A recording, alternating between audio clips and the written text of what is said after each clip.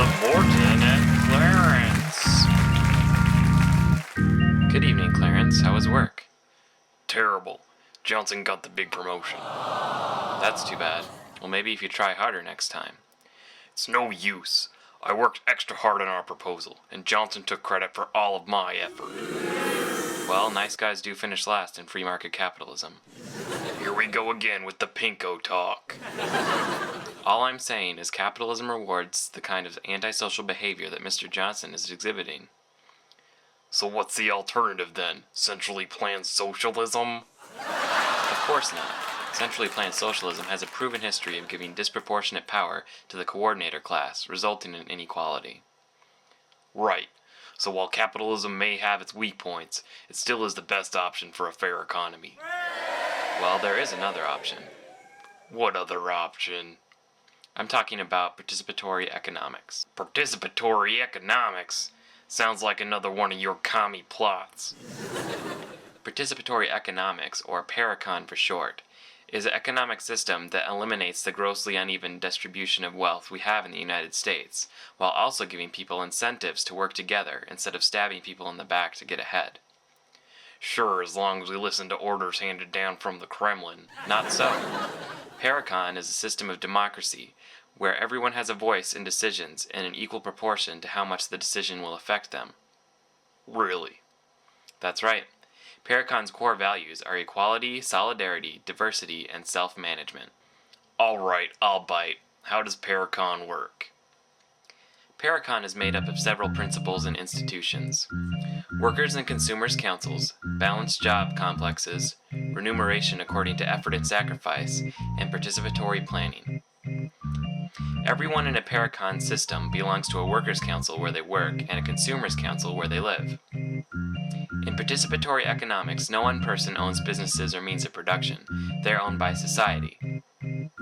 So in every workplace, decisions about how work is done and who carries out which tasks are all decided collectively, not by a boss or a manager. The same is true in your neighborhood. Decisions about how to use the city's resources are made by all those who will be affected by the decision. So I can have Joe Blow from across town deciding what kind of flowers I have in my backyard, right? No, Clarence. Like I said before, everyone has a voice in decisions proportionate to how greatly they will be affected by that decision. Here's an example. Let's say you want to put a picture of me on your desk. But I don't. Alright, let's say you want to put a picture of Lindsay Lohan on your desk. Okay, I could see that. Now, is that a decision that needs to be approved by the entire workplace? No, because the decision affects only you. Having the entire workplace decide is unfair and inefficient. But let's say you want to put a loud radio on your desk. I like Metallica. I know you do. Now that is a decision that not only affects you, but affects those around your desk as well. So in the decision, some of your colleagues would have some say as well. So Joe can't tell me what kind of flowers I can have in the backyard? Only if he uses the backyard also. 'Cause I like tulips. Great. In Paracon, balanced job complexes are the way in which work tasks are made equal for everyone, even across workplaces. Workers' councils who are familiar with the type of work done in their workplace give every task that is done in the workplace a rating based on the amount of effort that is required to complete the task, how fun or empowering the task is, or how uncomfortable or even dangerous the task is.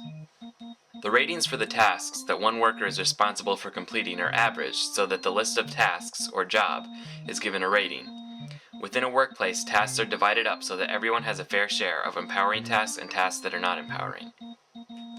This is also done across workplaces.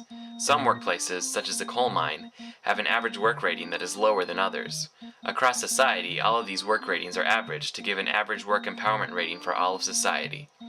Tasks across workplaces are then divided up so that no one in society has an uneven share of empowering tasks. How does that work if I work in an ice cream store and Joe works in a coal mine?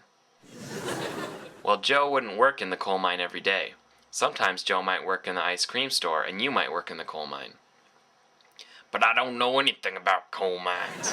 People would still have jobs that they are trained for, but everyone would have an equal share of tasks that weren't fun. That brings us to the next principle, remuneration for effort.